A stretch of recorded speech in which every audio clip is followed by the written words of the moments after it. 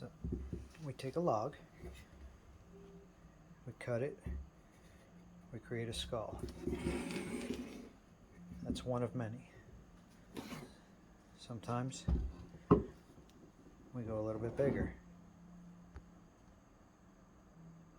And create a bigger skull. We have a small skull and a big skull. Then you start to go into the process of changing it into a crazy looking skull, nuts and bolts.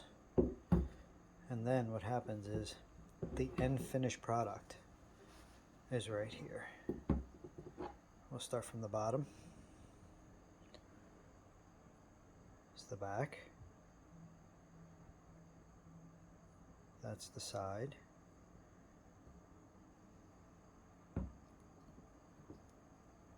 The other side.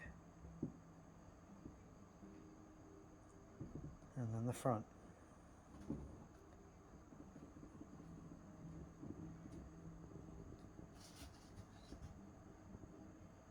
It's a nuts and bolts skull. Two-toned.